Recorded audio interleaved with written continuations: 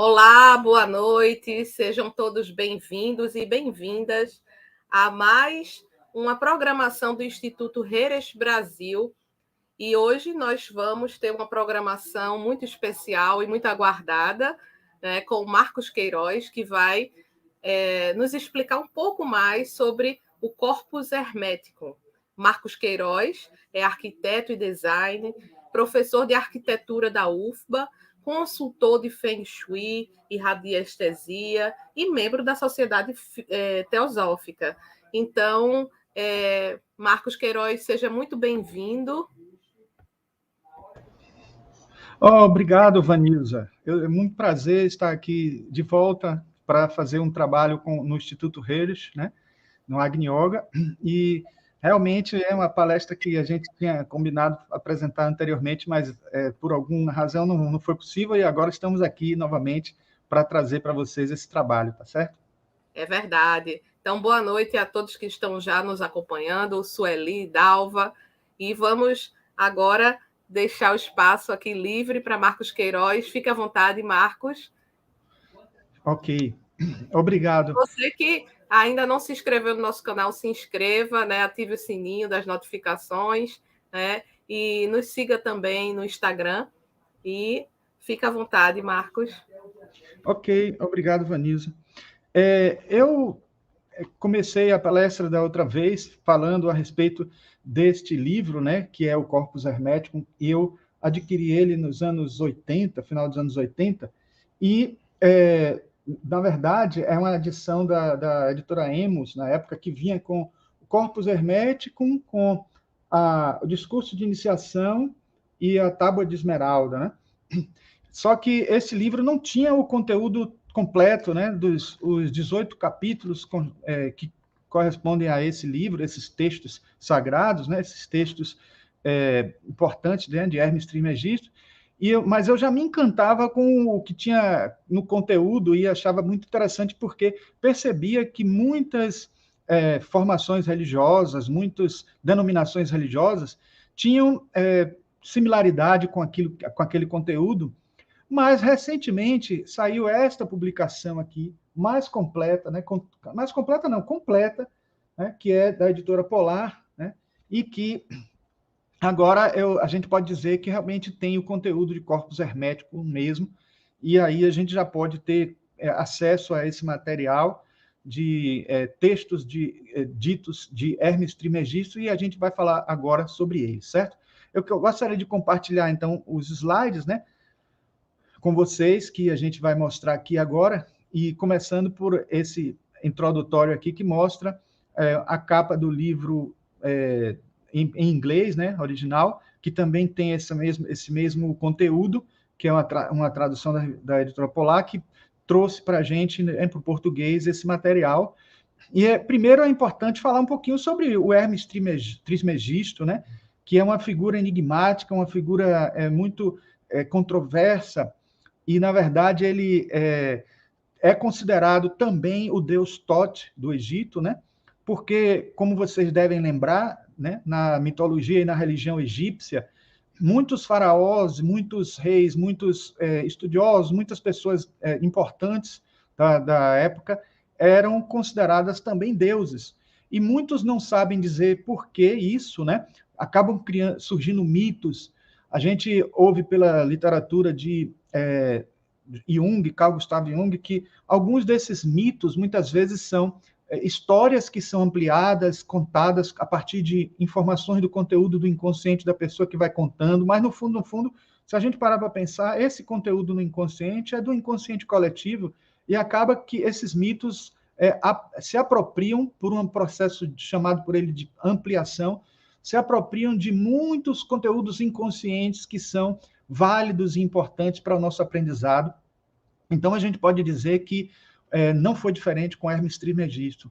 Então, Hermes Trismegisto, a gente vai ver que é praticamente uma mistura de várias culturas religiosas, e especialmente a egípcia, que é a que teve a origem propriamente, né? O próprio Hermes Trismegisto tem a origem egípcia, né? É o deus Thoth, né? E também é grega, porque os gregos eles estudaram muito a filosofia egípcia, e tentou, por um sincretismo na época, fazer muitas adaptações. Daí o fato de ele ser chamado Hermes Trismegisto, porque associaram ele ao deus Hermes da mitologia grega, uma vez que muitas informações do deus Thoth estavam associadas, né, o fato de ser mensageiro, o fato de ser mensageiro dos deuses, também como no caso de Hermes, né? E o que se conta é que ele foi uma figura que existiu de fato, e realmente por conta de feitos fantásticos que ele executava, realizava, muitos achavam que ele era um deus por isso, e a gente, numa visão teosofista, a gente pode dizer que, de certa maneira, ele poderia, por ser talvez um mestre de sabedoria, ele tinha capacidade de realizar feitos incríveis por conta da sua condição já de avanço evolutivo, né? Mas é importante também a gente dizer que essas informações passaram por vários períodos, então a figura dele é tão controversa porque muitos dizem que ele era imortal, que ele tinha a imortalidade porque ele viveu muitos anos. E a gente sabe também pela literatura teosofista que os mestres de sabedoria viviam muitos anos. Então, de certa maneira, isso pode ser um indício muito forte também pelos conteúdos que ele trouxe e também pelas informações que Helena Blavatsky, né, na Doutrina Secreta, trouxe para a gente, né? O Hermes Trismegisto também é chamado Trismegisto, porque ele era aquele capaz de dominar esses três mundos, o mundo físico, o mundo astral e o mundo mental, que tinha outros nomes, como a gente vai ver daqui a pouco, né, no conteúdo do livro, tá certo? Então vamos adiante, né?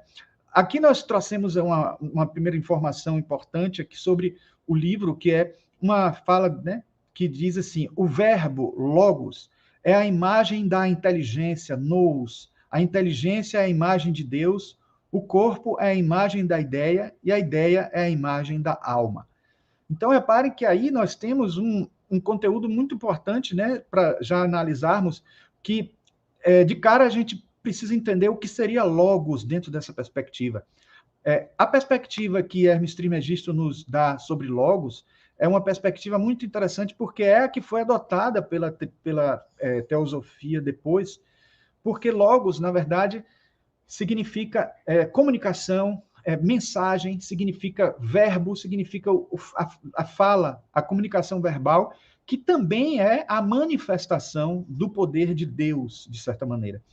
Então, podemos dizer que todos os logos, né, o logos solar e os logos que são considerados na teosofia, o primeiro logos, o segundo logos, o terceiro logos, são manifestações de um outro logos maior, que por sua vez é manifestação de um ser que está acima de tudo isso. Então, no fundo, a gente que pensa que logos, até mesmo alguns teosofistas que pensam que o logos solar é o último dos últimos deuses, né? O deus mais elevado, mais superior. Não, porque ele também é uma manifestação. A palavra logos quer dizer isso. A palavra logos diz respeito a uma manifestação. Quando emitimos uma fala, quando verbalizamos, nós estamos manifestando um pensamento. Logos é isso. Logos é essa manifestação de pensamento que se dá através de algo material que se realiza no mundo físico, algo emocional que se realiza no mundo astral, algo de mental que se realiza no mundo mental, ou algum pensamento. Tanto que aqui nós já vemos, por exemplo, essa trindade aqui, né, que está presente nesses três elementos da própria mitologia grega, porque os gregos utilizavam essa terminologia do soma, psique e nous, né, que era correspondente, sim, ao físico, ao astral e ao mental, né? Sendo que esse mental, ele pode ser, esse nous mental pode ser o nous divino ou o nosso nous, que tem uma correspondência direta com o nous divino. Então, não é à toa que também na teosofia se fala no mental superior, no mental inferior, porque a conexão que está acontecendo aí é a conexão de um intelecto divino com um intelecto pessoal. E a gente pode perceber que o caduceu de Mercúrio também reproduz, de certa forma, isso. E esses três símbolos, né, a cruz, o círculo e a meia-lua, do símbolo de Mercúrio, também está associado ao físico, ao astral e ao mental. Isso é muito interessante porque mostra claramente que está aí presente o Trismegisto de Hermes, né, associando aí as duas culturas, egípcia e a cultura helênica, a cultura grega. Podemos ver também aí, de certa maneira, como as asinhas da cabeça do deus Mercúrio, da representação do deus Mercúrio, é esse lado mental.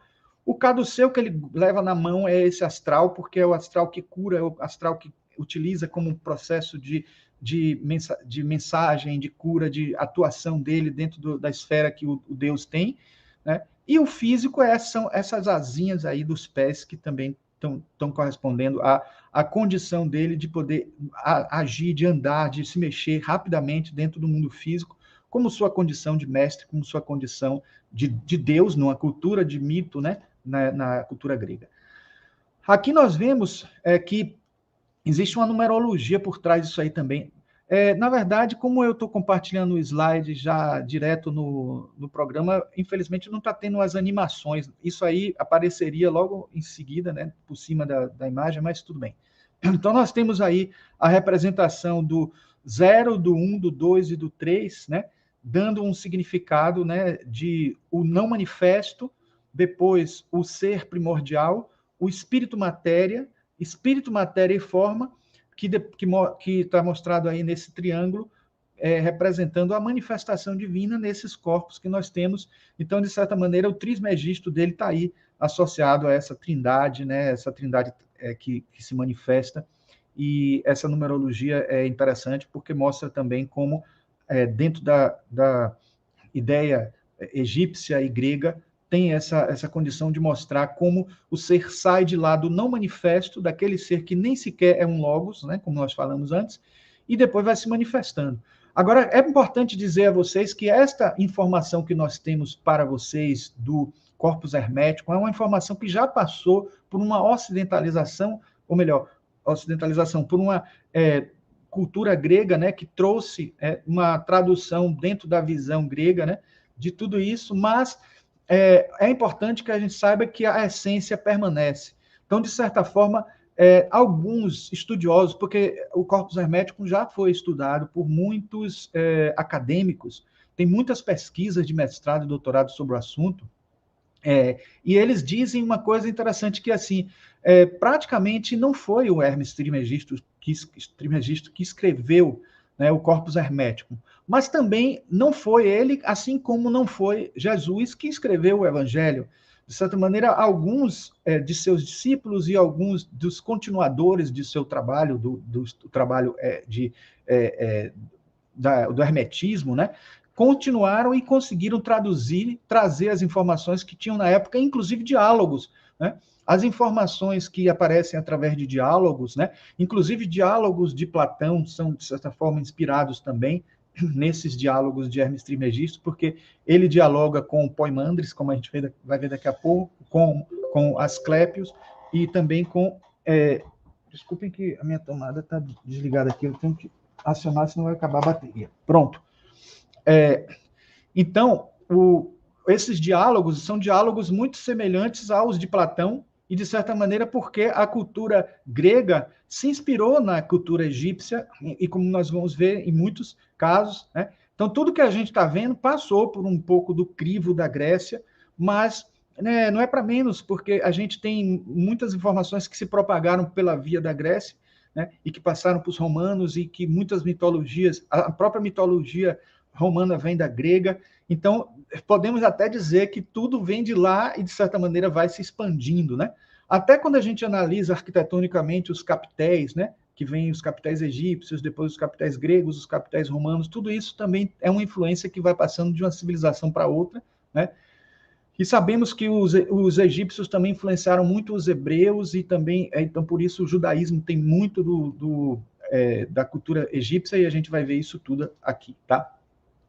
Mas, fazendo uma passagem mais rápida, né, sobre o que acontece com, né, Hermes Trismegisto, a gente pode até mostrar aqui que o corpus hermético ele está presente, né, apesar de não ser incluído dentro do conjunto de textos do corpus hermético, existe um texto que é um dos mais famosos de Hermes Trismegisto, que é a Tábua de Esmeralda, que é também um documento bem controverso e tal, mas a gente pode dizer que é também a lápide do Hermes Trismegisto, que foi essa tábua de esmeralda, né? Que é uma tábua cor verde, né? Não é feita de esmeralda, mas é uma coloração verde.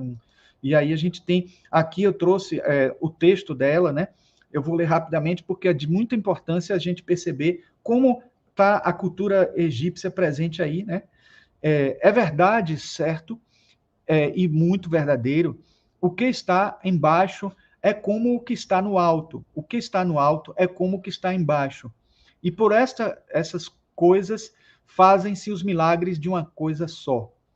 E com todas essas coisas são e com todas e como todas essas coisas são e provêm de uma pela mediação do um, assim todas as coisas são nascidas dessa única coisa por adaptação.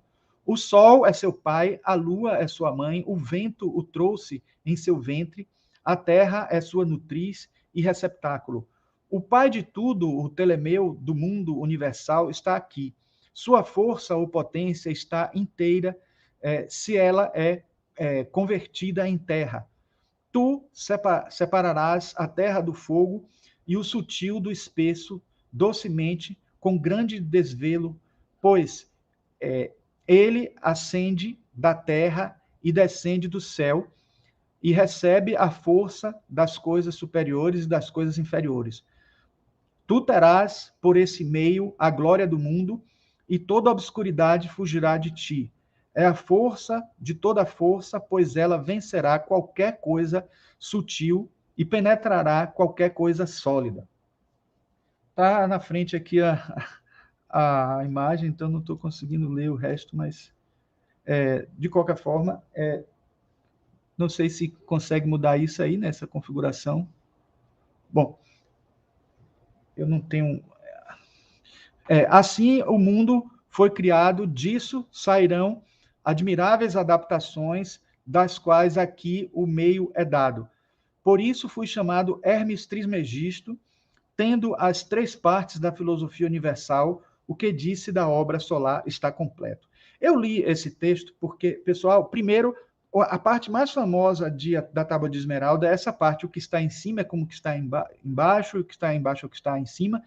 Isso é a lei da correspondência, que está presente no Cabalhon, que é um outro livro famoso, né, que vocês devem conhecer, o Cabalhon, que é de Hermes Trismegisto, não faz parte do Corpus Hermeticum, porque podemos dizer que esses são escritos diretamente mesmo por Hermes Trismegisto, mas a gente pode dizer que o Corpus Hermético tem esses conteúdos todos, né? Aliás, eu diria a vocês que não foi o Corpus Hermético que nasceu desses dois escritos, né? A Tábua de Esmeralda e o Cabalhão. Foi exatamente o contrário, né?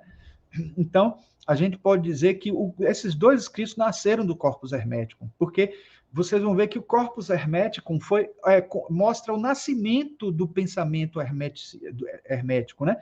Do pensamento de Hermes Trismegisto, mostrando como ele colheu primeiras informações com seu contato com Poimandres e depois como ele passou essas informações para seu filho e para o deus da medicina, que é Asclepios, que a gente vai ver agora.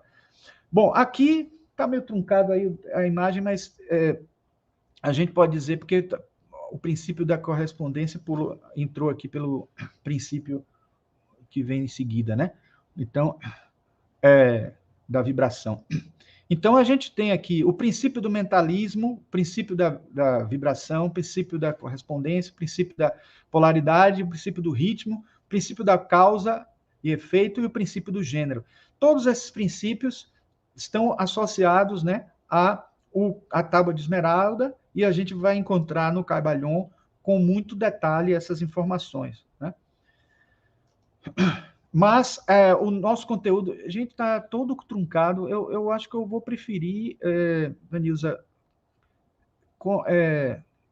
talvez eu acho que seja melhor a gente compartilhar o slide. Eu acho que eu vou preferir compartilhar a tela. Pode ser?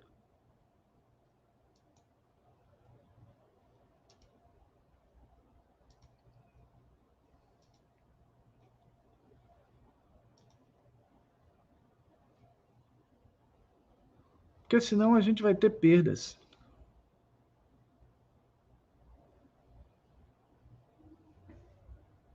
Você pode compartilhar para mim a tela aí? Vanilza.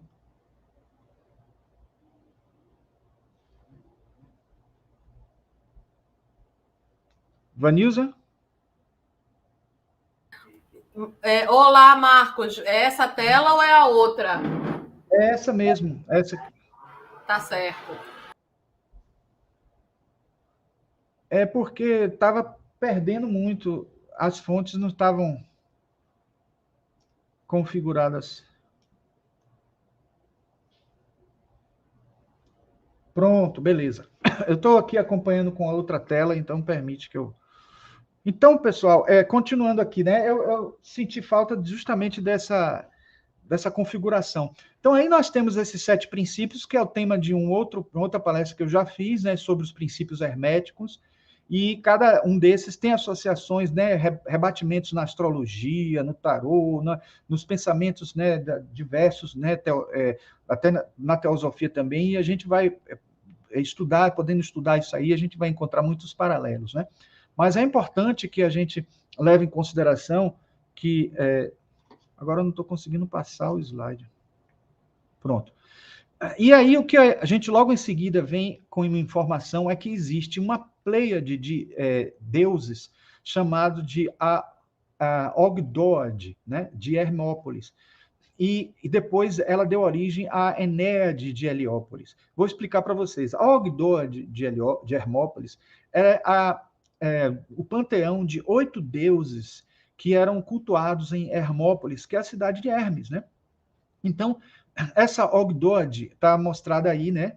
Que vocês vão ver, são os 8 princípios primordiais, ou os 8 princípios primordiais, ou 4 passos de princípios, né? Que é o Nunet, o oceano da energia primordial, né? O Het, que é o infinito, o Reket, né? Treva primordial, Tenemu e Tenemut, né? Instabilidade primordial, e Amon e Amonete, que é o sopro primordial. Esses 8 princípios, eles estão associados a 8 condições, né, de evolução que é preciso ser alcançada, né? E quando se considera esses 8 princípios e mais o sopro primordial, que é o Amon, que é o Deus maior, a gente acaba encontrando a presença da Enéade, que é o panteão de 9 deuses de Heliópolis, né? Por isso a gente vai perceber que os deuses, né, os deuses egípcios são considerados em 9, mas compondo-se a partir dessa Ogdoad, né? Helena Blavatsky fala que a Ogdoad, né, o 8, significa o movimento eterno e a sua espiral dos ciclos, né? 8 como o infinito, né? E é simbolizado, por sua vez, pelo caduceu Thoth Hermes, do Egito, o senhor da cidade dos 8, né? Mostra a respiração regular do cosmos, presidida pelos 8 grandes deuses, os 7 da mãe primordial, o um e a tríade, né? Então, aqui a representação do 8, né, faz alusão, de certa maneira, ao infinito, né? Então, está presente aqui. E se vocês pararem para ver, o próprio caduceu de Mercúrio tem um 8 aqui presente nessa condição aqui dele de giro, né, da serpente de um lado e serpente do outro, né? A gente vê que no Corpus Hermeticum a conversa constante de Hermes Trismegisto é com Asclépios. Asclépios é o deus da medicina, né? E ele, de certa forma, o aprendizado mútuo, aí a troca de informações deles dois é importantíssima para mostrar a conexão dele com esse efeito, né, da cura e também o fato de ter sido considerado, inclusive, a representação da medicina, né, o caduceu de Mercúrio, né? Começamos, então, com esse trecho que eu peguei. Esse trecho não é de um dos capítulos do Corpus Hermeticum. Eu vou falar de trechos mais adiante também, mas esse eu destaquei por conta dessa ligação que tem com a Ogdoad, né? Então, esse trecho é do discurso secreto sobre a montanha de Hermes Trismegisto, a Tati. Tati é o filho de Hermes. Ele, depois de ter aprendido com Poimandres, que é a representação divina do Deus, né, manifesto, vamos dizer assim, a face visível de Deus é Poimandres, e também é considerado aquele que arrebanha os homens. Então, é aquele que consegue, digamos, trabalhar com o interior dos homens no sentido de fazer ele se transformar. Então, Poimandres é como se fosse o Shivara, né? O Brahma, né? Da manifestação hinduísta, né? O Deus dentro de nós, o Deus manifesto em nós, né? A centelha divina que nós trazemos em nós. Essa centelha divina que está presente em Hermes Trismegisto, falava com ele, conversava com ele. Dentro da análise junguiana, esta conversa é a conversa com o self, né? Mas não deixa de ser, né? A forma como Jung considerava esse eu interior. E Poimandres ensinou muito a Hermes, e Hermes passou adiante tanto para Asclépios, como também para Tat, né, que é o filho. Né? Bom, e ele diz o seguinte, no capítulo, neste capítulo ele fala, no item 15, ele diz, então, pai, eu gostaria de ouvir o hino, isso aí é o Tat falando para Hermes, né? Eu gostaria de ouvir o hino de louvor que prometeste me fazer ouvir quando eu chegasse ao nascimento na oitava esfera das potências. O que é essa oitava esfera das potências? É a conquista desses 8 princípios, né, a partir do processo evolutivo dessa Ogdod, né? E esse processo evolutivo, ao alcançar esse 8º, né, ele gostaria de ouvir esse hino de louvor que estava prometido para esse momento, né? Conforme a 8ª esfera que foi revelada por Poimandres, né?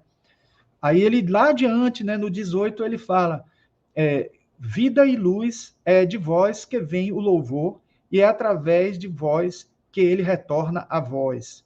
Isso é parte do louvor que eu coloquei aqui. Eu não coloquei todo, mas assim, eu quero deixar um gostinho de quero mais. Não é porque eu estou achando que o discurso é secreto, eu não tenho que passar para vocês, não, viu?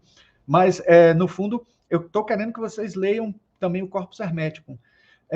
Mas, diga-se passagem, a palavra secreto que está aí presente foi que inspirou Helena Blavatsky a doutrina secreta. O termo de doutrina secreta vem do Corpus Hermeticum também, porque esse discurso secreto, ele fala muito da Ogdod, e ela lá, no doutrina secreta, fala também da Ogdod. E aí ele diz assim, mais adiante, no 19, a tua vontade vem de ti e retornas a ti, que é o todo.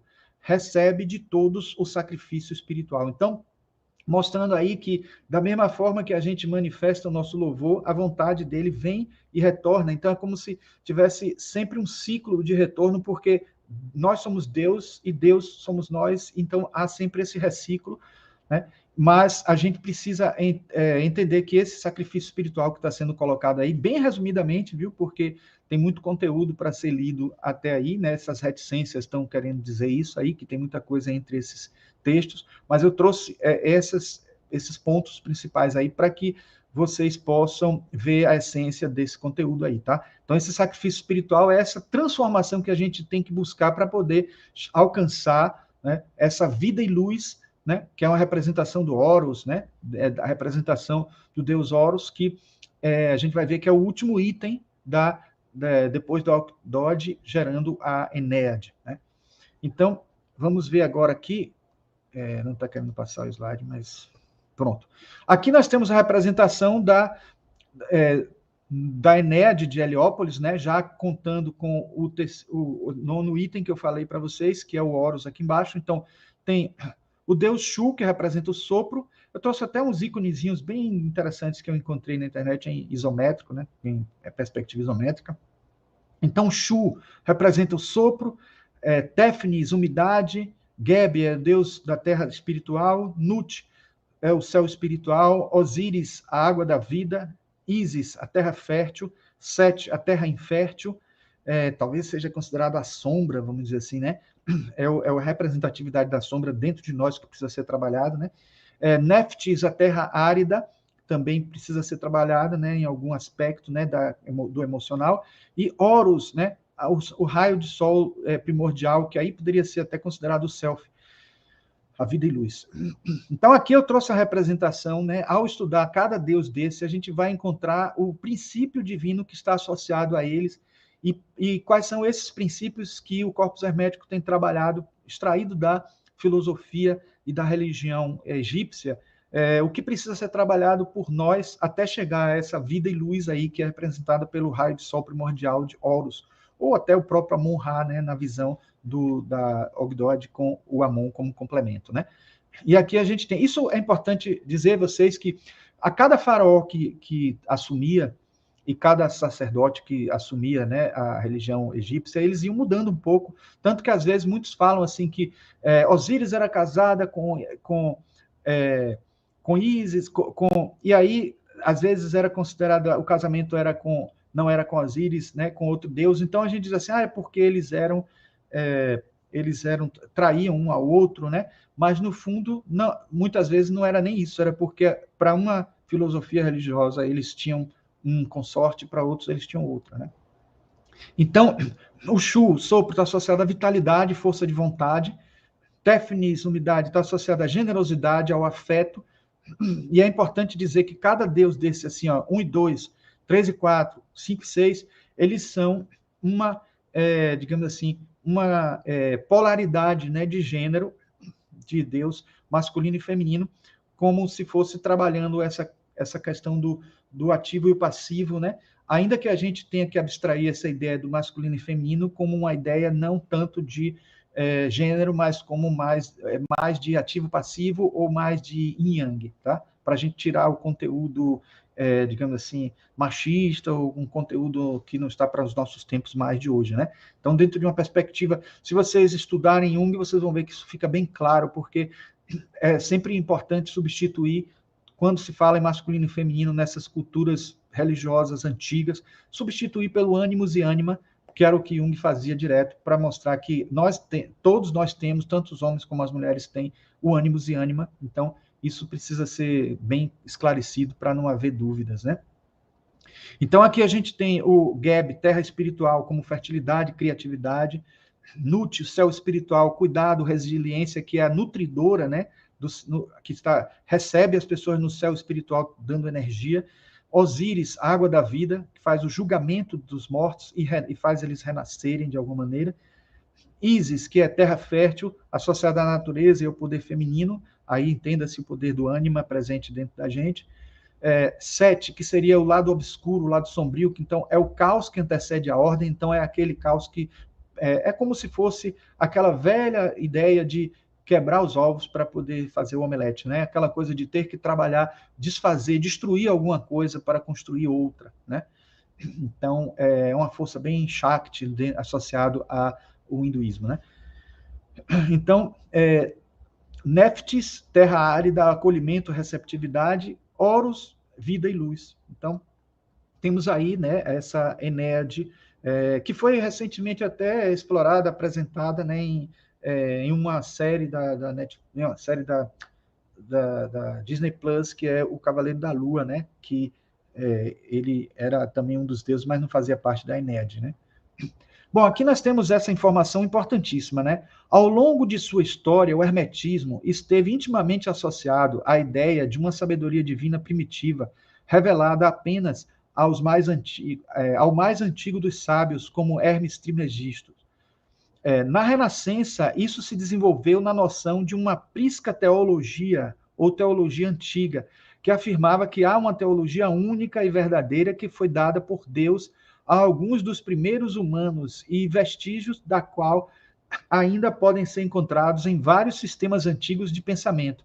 Pensadores como Giovanni Pico della Mirandola, né, supunham que essa teologia antiga poderia ser reconstruída estudando o que então se considerava ser os escritos mais antigos ainda existentes, como aqueles atribuídos a Hermes, mas também aqueles atribuídos a, por exemplo, Zoroastro, Orfeu, Pitágoras, Platão, os caldeus ou a Cabala. Então, de certa maneira, é interessante entender essa prisca teologia, porque essa prisca teologia é como se fosse o que une todas essas religiões que foram inspiradas, que foram conectadas. E muitos até acham que essa conexão foi geográfica, tipo, um passou para o outro, assim, diretamente, alguém falando, alguém transmitindo, mas nem sempre foi assim. A gente sabe que muitas dessas informações são obtidas pela mesma fonte, obtidas lá do Bud, né, que é a conexão, né, ou segundo Jung, né, do inconsciente coletivo, né. E a gente ainda adianta aqui que isso logo evoluiu para a ideia proposta pela primeira vez por Agostinho Steuco, né, de que uma e a mesma verdade divina pode ser encontrada nas tradições religiosas e filosóficas de diferentes períodos e lugares, todas consideradas como diferentes manifestações da mesma filosofia perene universal. Nesse contexto perennialista, o termo hermético tendia a perder ainda mais sua especificidade, eventualmente se tornando um mero sinônimo para o suposto conhecimento divino dos antigos egípcios, especialmente no que se refere à alquimia e à magia. Então, a palavra hermético passou a englobar não só, né, o chamado hermetismo acadêmico, mas também o hermetismo popular, que isso é uma terminologia que passa a existir hoje, né, entre os acadêmicos que começaram a estudar muito, né, o hermetismo. E aí isso é uma curiosidade muito interessante, porque essas duas formas de hermetismo, uma delas, que é o hermetismo popular, ele é considerado assim, o que derivou a astrologia, o que derivou as artes divinatórias, né, algumas práticas integrativas também e tal. Já o hermetismo filosófico, né, é o chamado hermetismo filosófico religioso, né, que é também chamado teofilosófico, que é a chamada teologia hermética ou teorética, né? Ela é só o conteúdo filosófico presente no hermetismo, né? Nos textos de Hermes Trismegisto, né? Então, é importante a gente perceber essa distinção e perceber também como os alquimistas foram influenciados, né, por esse hermetismo que passou a ganhar mais informações, mais acrescidas as informações de Hermes, outras que vinham de experiências, de experimentos que eles faziam alquímicos, né, com substâncias químicas, né, e inclusive até a própria palavra hermético, que passou a ter um termo mais, digamos, associado a fechado, né, uma coisa hermética é fechada. Isso está associado à alquimia, né, porque existiam alguns vasos chamados vas bene clausum, que eram os vasos que se guardavam alguns produtos e que eles se guardavam especialmente, por exemplo, o mercúrio. Né? E o mercúrio, ele quando era guardado nesse vaso, e porque era muito utilizado para guardar o mercúrio, né? E eles eram fechados, né? O líquido era fechado ali, nesses vasos, então passaram a associar a palavra hermético ao fechado. Então, esse termo hermético, diga uma coisa hermeticamente fechada, etc., tem a ver com isso. É uma origem alquímica, associando o termo de Hermes a Mercúrio e associando, né? E muita gente pensa que hermético era porque os conteúdos de Hermes eram secretos, né? Claro que não deixa de ter associações aí, porque no fundo, quando você fala uma coisa fechada a sete chaves, você está também querendo se referir a isso. Mas a origem vem lá da química, né? Da alquimia, né? Então, pessoal, os vários neoplatônicos se inspiraram, né, sua filosofia, né, foi inspirada em Hermes. Então, é interessante perceber como a cultura se alastrou a partir dos conteúdos apresentados por ele. Então, por isso que essa prisca teologia deu origem, né, e influenciou essas religiões todas aí que nós estamos vendo, né? Então, o hermetismo, a volta dele, uma tendência que está acontecendo, né, de retornar, de voltar a estudar Hermes, etc., pode ajudar, de certa maneira, a haver uma tolerância religiosa quando se percebe que existe, de certa maneira, uma conexão, uma unidade entre essas religiões, né? Eu vou ocultar aqui. Bom, a própria prisca teologia ou prisca sapiência, ela pode ser interpretada de maneiras diferentes. Aqui eu trouxe 3 interpretações, né? Que é a sincronicidade, que é a interpretação junguiana, que diz que como tudo está presente, como tudo se encontra no inconsciente coletivo, esse inconsciente coletivo faz-se unir coisas, assim, às vezes que parecem não ter ligação de causa e efeito. Então, esse inconsciente coletivo seria a razão de ter muitas coisas similares nas religiões. Mas a gente sabe que também houve influência, né? Muitos dizem que o próprio Moisés teve uma conexão com Hermes Trismegisto, se encontrou com Hermes Trismegisto, porque o Moisés ficou no Egito durante muito tempo. Existe lá na Catedral de Siena, no Domo de Siena, eu até estive lá, no chão tem uma imagem do encontro de Hermes, né? Uma representação do encontro de Hermes Trismegisto com Moisés, né?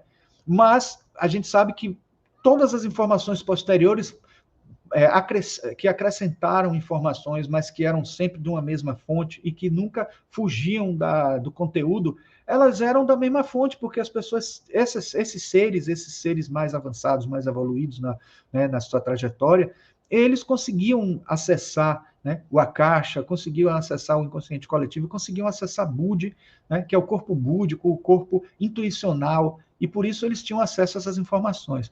Existe também a teoria do sincretismo, né? Que as próprias religiões, que, por exemplo, os judeus passaram muito tempo prisioneiros dos egípcios, então muita cultura do egípcia foi transferida para os judeus e vice-versa, dos judeus para os egípcios. Então, eles tinham também que, de certa forma, quando adoravam algum deus egípcio, se eram obrigados como escravos, eles faziam como os nossos escravos aqui, que adoravam as entidades cristãs, como associando elas às suas entidades, né, das religiões de matrizes africanas, né?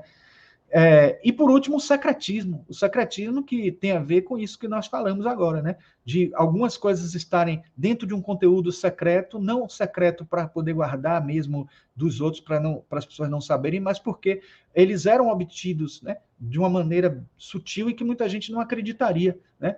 Muita gente não acreditaria que houve uma revelação e aí a pessoa iria se considerar um ser divino capaz de trazer informações divinas. Então, também existiu essa origem, né? Neste livro, O Código Secreto das Catedrais, a gente tem informações bem interessantes da conexão presente entre o Egito, entre a religião egípcia e a religião judaica, e eu trouxe isso só para vocês perceberem como existe essa influência forte nas religiões, entre várias outras, né, que se fizerem um estudo de religião comparada vão encontrar tudo isso. E nesse livro ele já começa dizendo que os símbolos presentes, né, em todas essas informações religiosas e filosóficas tem vários níveis, né? O sensorial, o não sensorial, o individual e o anagógico. Achei tão interessante isso que eu trouxe também para mostrar a vocês que algumas coisas são captadas até das representações das catedrais, né? E a gente encontra até certas figuras religiosas colocadas nas catedrais com influência egípcia ou com influência da matriz dos princípios divinos egípcios, né? Nas cartas do tarô também, vocês veem os princípios egípcios, a justiça, né, a própria sacerdotisa, que corresponde a Ísis, como se fosse aquele véu na frente, tal. E a gente percebe que esse nível sensorial é a partir do que se vê nos símbolos, mas tem um não sensorial, que é o que a gente avança acima disso, é o que faz, digamos assim, engatilhar a nossa intuição e fazer com que a gente se conecte com o mesmo que cada um se conectou quando gerou o símbolo, ou quando aquele símbolo foi criado, foi desenvolvido, né? E cada um também no seu individual, repare que aí, ó, como a semelhança da psicologia junguiana, que tem o inconsciente coletivo e o inconsciente pessoal.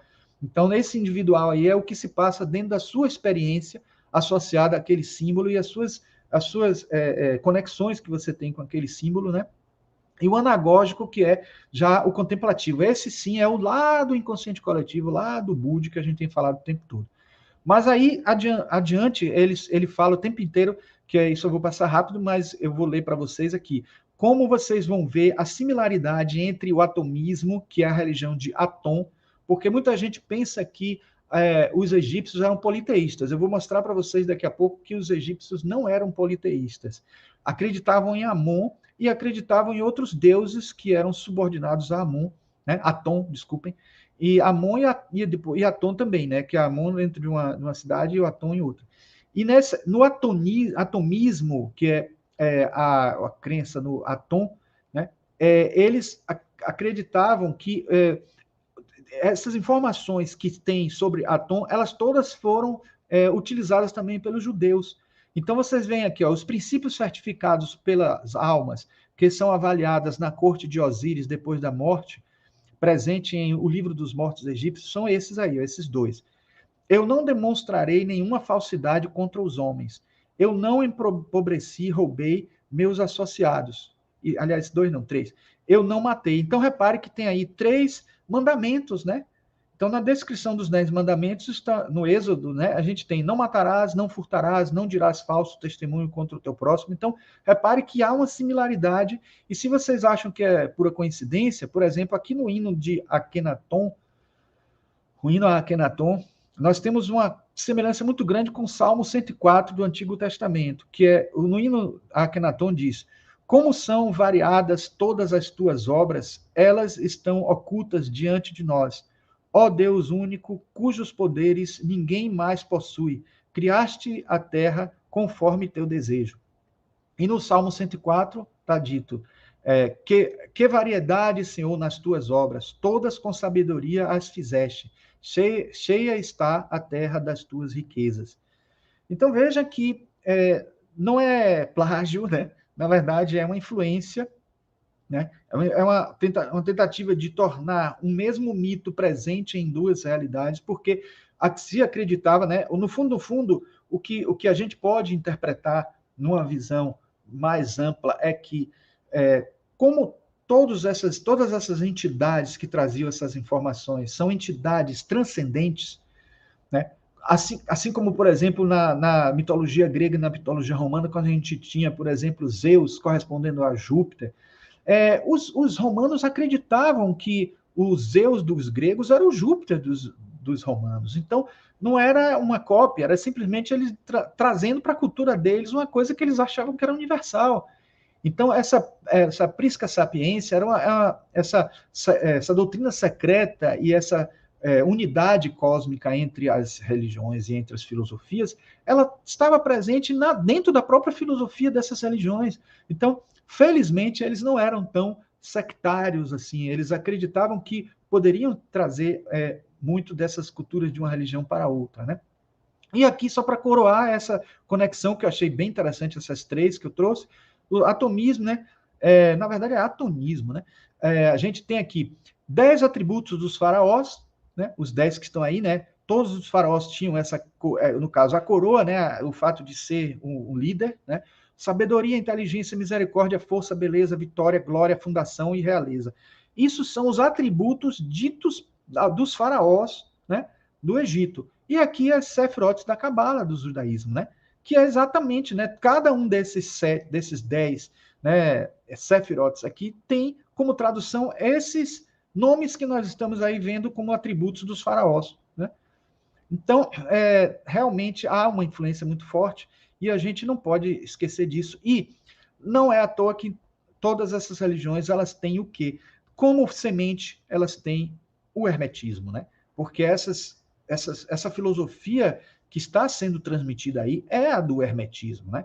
Então a gente vê o hermetismo na Cabala, a gente vê o hermetismo no judaísmo, a gente vê o hermetismo na filosofia grega, nas religiões gregas, né? Telema. Então a gente vê em várias outras, né? E aí, quando chegou no período, né, do Renascimento, a gente tinha esse Cosimo de Médici, alguns chamam Cosmo, né, mas Cosmo na Itália.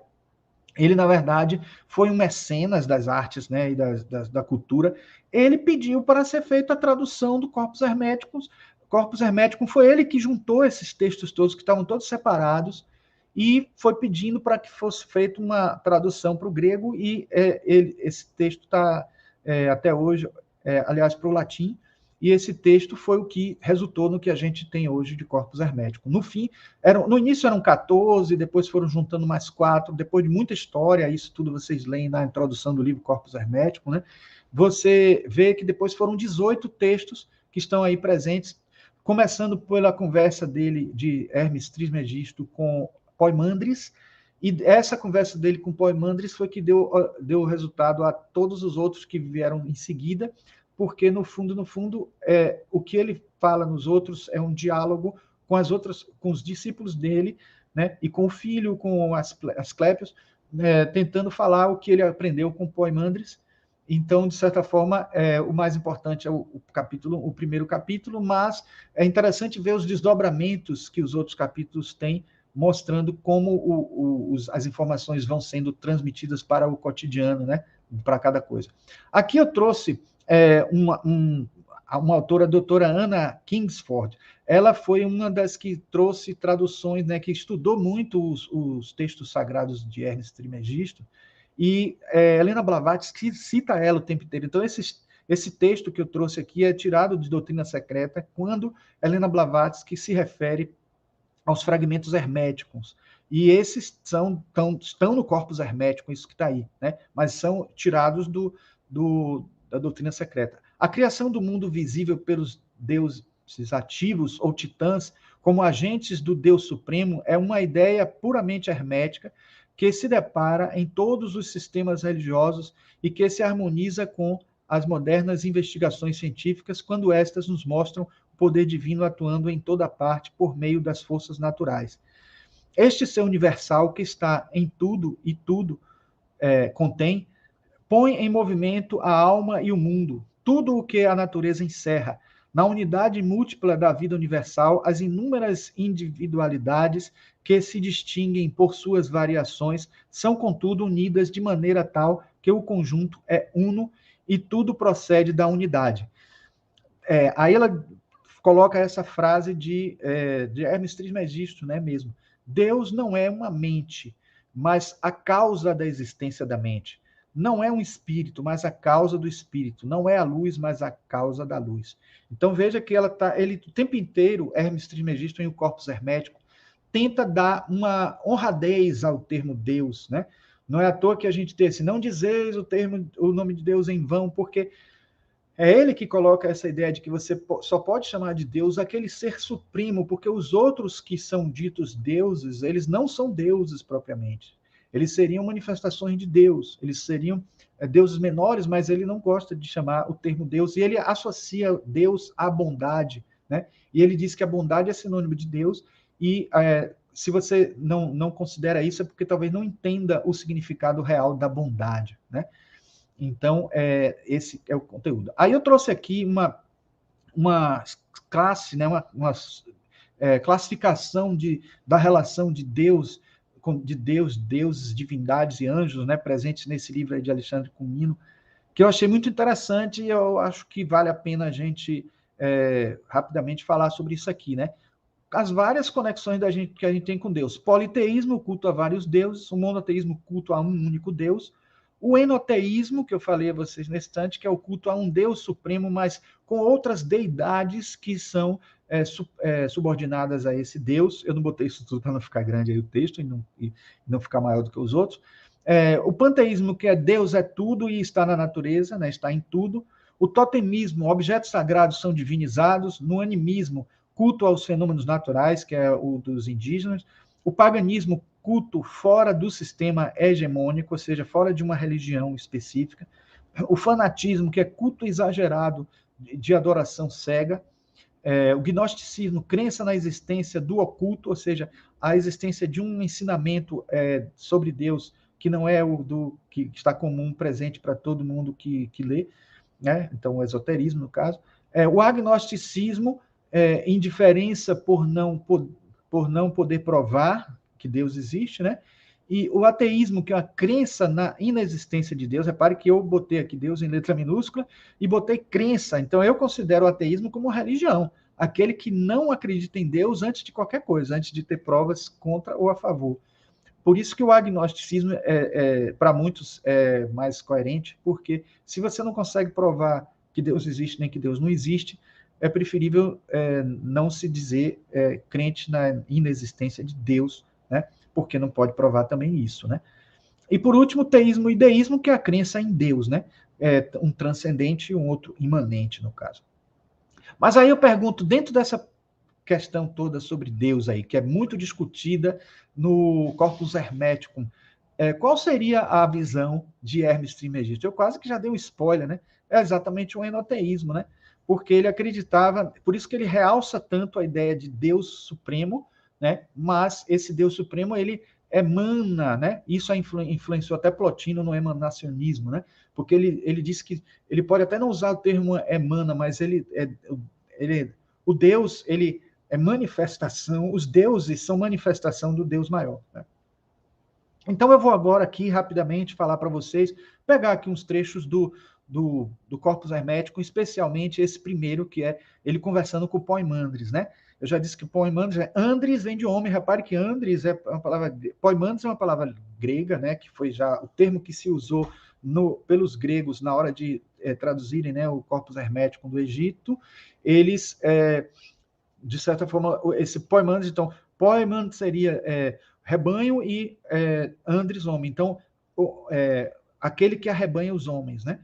Então, ele diz, um dia em que comecei a refletir acerca dos seres e meu pensamento deixou-se planar nas alturas, enquanto meus sentidos corporais estavam como que atados, como acontece àqueles atingidos por um sono pesado pelo excesso de alimentação ou de uma grande fadiga corporal, pareceu que se me delineava um ser de um talhe imenso, além de toda medida definível, que me chamou pelo meu nome e disse: que desejas ouvir e ver, e pelo pensamento aprender a conhecer.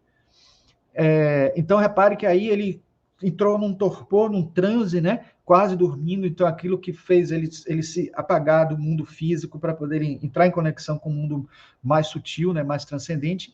E aí ele disse, e eu lhe respondi, quem és tu? E aquele ser me respondeu, eu sou Poimandres, a inteligência, nous, da autoridade suprema. Então, repare que eu disse a vocês que existe um nous nosso e o nous divino. Então, esse é o nous da autoridade divina, da autoridade suprema, né? Sei o que desejas e estou em toda parte contigo. Aí ele fala, quero ser ensinado a respeito dos seres, compreender natureza deles, a natureza deles, né? E conhecer Deus. Respondeu-me ele, por sua vez, receba então na tua mente tudo o que queres saber, eu te instruirei. Então, repare que ele não precisou nem falar nesse caso, porque ele transmitiu pelo nous dele ao nosso nous, ao nous de Hermes. E ele conseguia transmitir dessa forma algo que talvez não pudesse ser verbalizado, porque ao verbalizar você transforma em logos, e aí logos são esses corpos que a gente manifesta, e imanifestado não tem como se expressar dessa maneira, né? E lá adiante também, no 8 já, ele diz assim, e como eu estava tomado de espanto, ele me disse ainda o seguinte, viste em teu intelecto, nous, a forma arquetípica, o pré-princípio anterior ao começo sem fim, de onde vieram os elementos da natureza, da vontade de Deus, que tendo tomado em si o verbo logos e contemplado o belo mundo arquetípico, construiu o universo conforme esse modelo, com elementos tirados dele mesmo e com germes de almas. Eu destaquei, gente, a palavra arquetípico, mundo arquetípico, e lá em cima também a forma arquetípica, eu não destaquei, mas quero chamar a atenção, porque foi daí que surgiu o termo arquetípico. Muita gente diz, porque o Platão falou de arquétipo, mas Platão falou de arquétipo por influência de Hermes Trismegisto.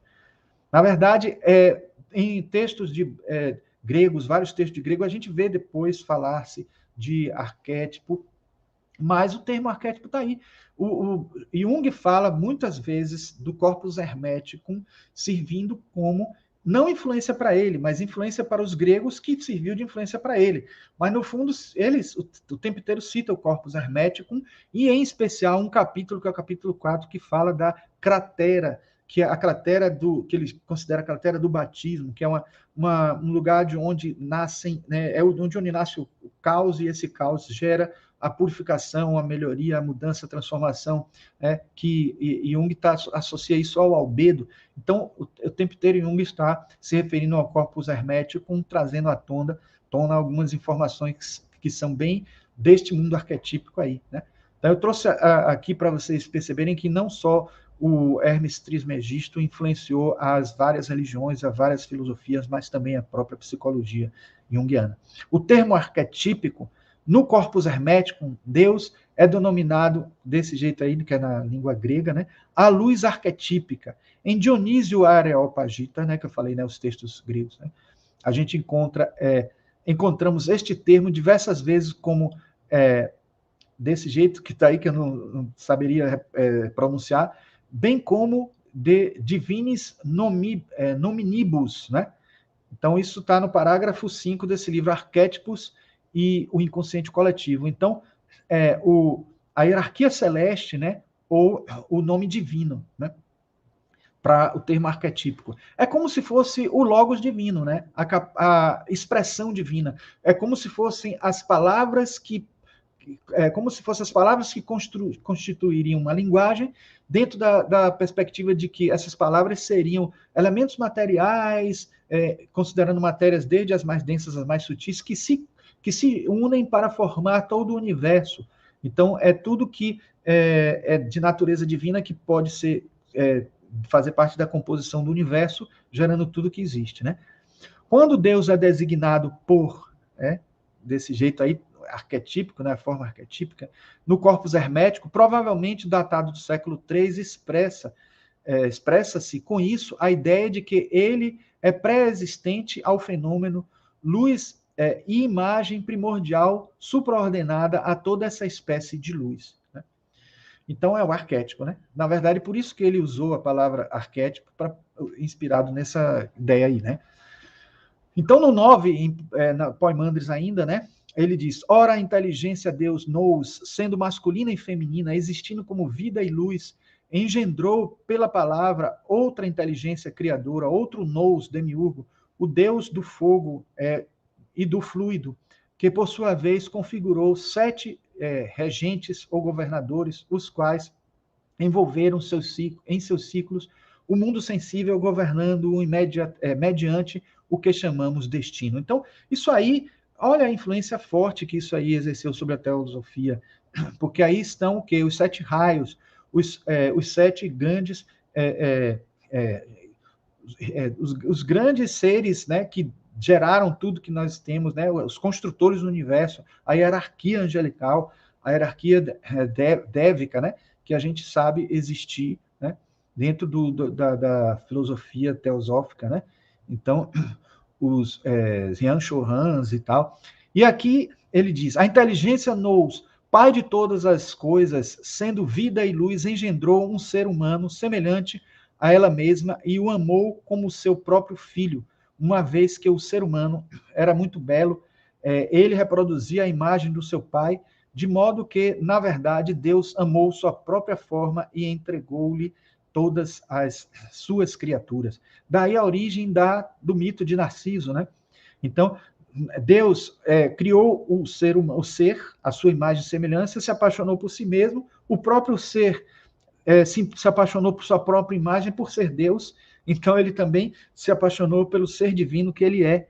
Então ele, na verdade, quando ele se olha no espelho e se vê, não é a aparência física, né? Dentro do mito, né? A doutrina secreta presente no mito de Narciso é você se apaixonar por si mesmo dentro da sua visão espiritual, dentro de você como ser espiritual, e isso ser motivo suficiente para você continuar a sua trajetória divina, entendendo o seu eu espiritual como um ser que precisa de luz e que precisa desenvolver essa vida e luz, né? Então, feito da vida e da luz, eu destaquei aí, porque, ó seres humanos, nascidos da terra, desculpe, eu tenho que ler desde o começo, que eu pensei que era o mesmo texto, né? O 21 diz isso aqui, ó, que é muito interessante. Se o ser humano aprender a conhecer a si mesmo como tendo sido feito da vida e da luz, e que são estes os elementos que constituem em sua verdadeira natureza, então ele voltará à vida. Então, daí a explicação de por que a imortalidade era um tema muito forte para Hermes Trismegisto e por que muita gente associou Hermes Trismegisto à imortalidade e por que muitos alquimistas falaram tanto de elixir da longa vida, dando a ideia de que havia a longevidade através de um elixir, porque eles ficavam tentando almejar isso alquimicamente, algo que não era obtido por algum elixir, não. Era porque o próprio Hermes, sendo um mestre de sabedoria, durou bastante tempo, porque o próprio corpo dele já era sutil, se eterizava, ascendia e não sofria as consequências drásticas do corpo muito denso, muito pesado como o nosso, né? E aí ele finaliza aqui, né? Não finaliza aí, né? Eu que finalizo no texto. Porque, ó seres humanos nascidos da terra, os entregais à morte, se tendes a capacidade de obter a imortalidade. O que é isso, se não entender você como ser imortal, né? Dá ênfase a você como ser imortal, não só dá ênfase, né? É viver a vida imortal. A vida é a luz do ser imortal, né? Mais do que a vida material, né? Eu trouxe rapidinho aqui para vocês uma sugestão de leitura que acha-se fácil na internet, porque é um texto acadêmico que foi publicado, né, na universidade, que é O Batismo do Coração no Vaso do Conhecimento. É um livro estudando o hermetismo e o corpus hermético de uma maneira acadêmica. Aqui está até uns gráficozinhos dividindo os assuntos e tal. Então, a citação hermética mais antiga é de Tertuliano, no De Anima. Então, isso eu trouxe só para vocês perceberem o conteúdo que traz, assim, informações bem, curiosidades bem interessantes, né? Datado do século II. Também Mercúrio egípcio confessava, dizendo que a alma, retirando-se do corpo, não se funde na alma do universo, mas mantém determinada para que preste conta ao Pai das coisas que em corpo tenha feito. Então, isso é uma citação de Tertuliano que é citando o que ele chamava de Mercúrio egípcio, que era como se chamava também o Hermes Trismegisto, né? E aqui também mais uma catalogação mostrando, colocando uma sigla em cada capítulo, mostrando até a cronologia, mostrando o que veio antes, o que veio depois, o que derivou do que, né? E etc. Então, é bem interessante esse material. Eu estudei bastante, mas claro que ainda é preciso estudar mais, e é impossível trazer aqui no tempo da palestra todo esse conteúdo, e talvez não fique tão interessante se a gente trouxer tão esmiuçado assim. É importante vocês terem acesso e verem que é fácil se botarem o Batismo do Coração no Vaso do Conhecimento, esse material, e botarem em PDF depois, vocês vão achar. Se for o caso, eu posso até disponibilizar aqui quando sair no YouTube, no link, né, na descrição, ou melhor, nos comentários depois que ficarem no vídeo, tá?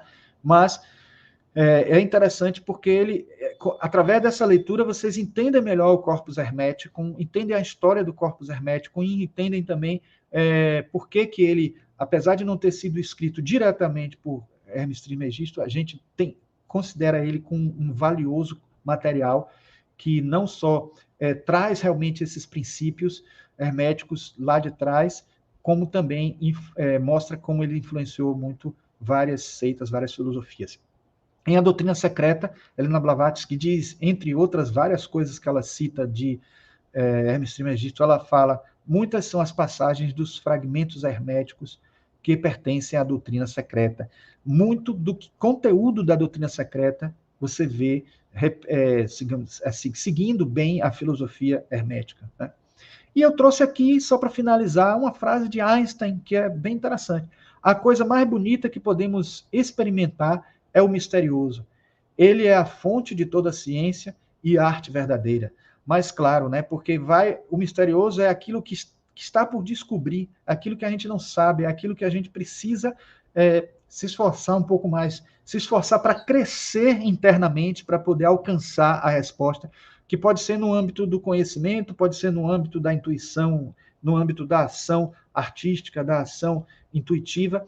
E era isso que Hermes Trismegisto trazia para a gente. Não só ele fez isso, né, ao acessar o Poimandres, né, como ele foi professor disso quando ele instruía o seu próprio filho Tati e o Asclépios a ser o deus da medicina. Passou a ser aquele que curava por conta desses conhecimentos herméticos, e também toda a influência que exerceu nesse sentido de trazer à tona, né, esse conteúdo numênico, né, não fenomênico, mas numênico, que está acima do fenômeno, né, para todos nós, para que a gente pudesse, até os dias de hoje, ter informações como essas tão importantes para nosso crescimento espiritual. Certo?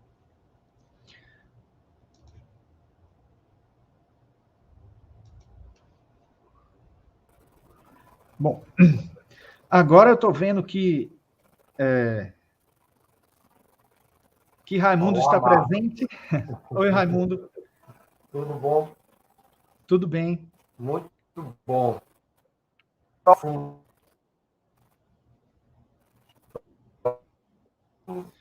Sua conexão está meio travando, né? Internet.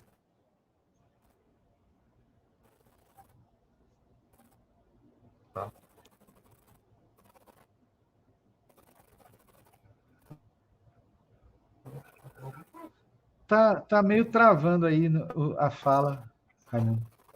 Não sei se é só para mim.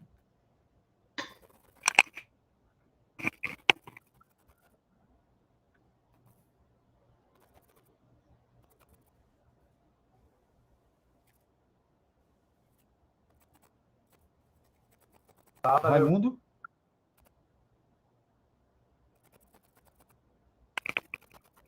Travou geral aí, não estou ouvindo nada.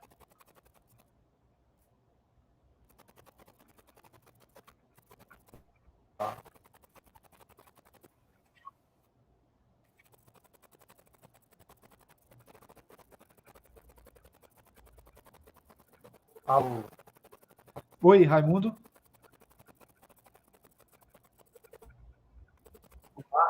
Tá me ouvindo agora? Estou ouvindo, mas está muito assim, cortando.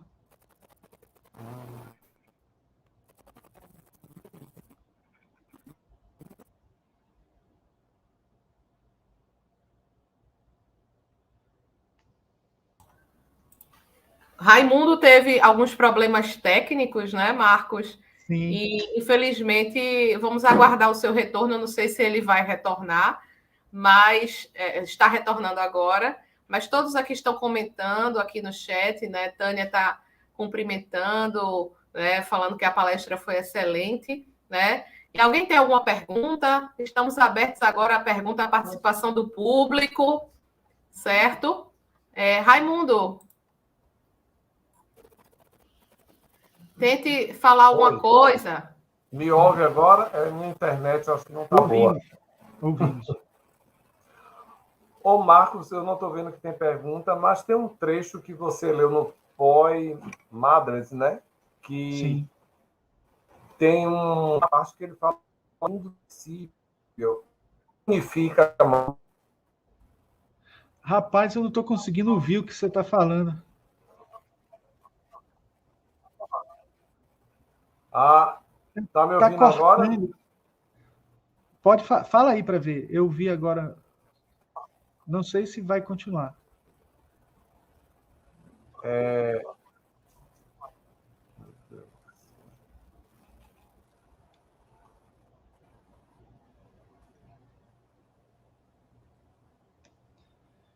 Travou geral.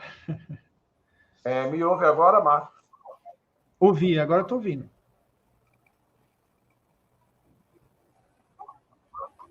Agora ouve.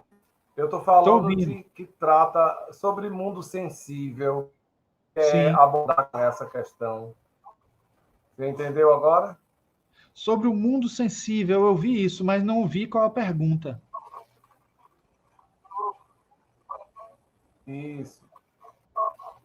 Porque nos trechos que você leu, ele fala que há um mundo sensível.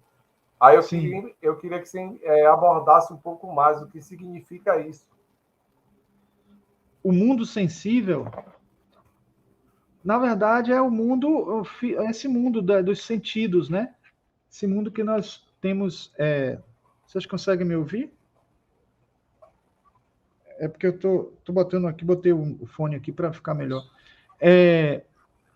O mundo sensível é esse mundo, né, da realidade, né, que dessa ilusão, desse momento que nós estamos aqui na Terra, né, no corpo físico, então que precisa ser transcendido, né, de certa maneira. A gente tem que estar vivendo na Terra, mas tendo uma nossa realidade voltada para um mundo perene, que é o mundo verdadeiro, que é o mundo do nous, que ele chama, né?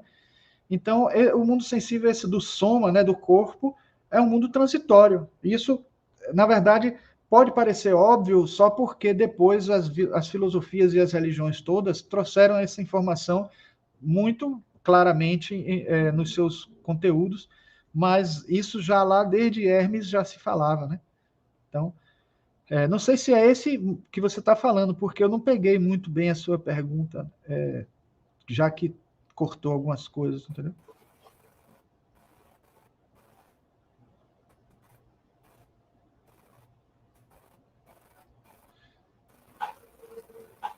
Pronto.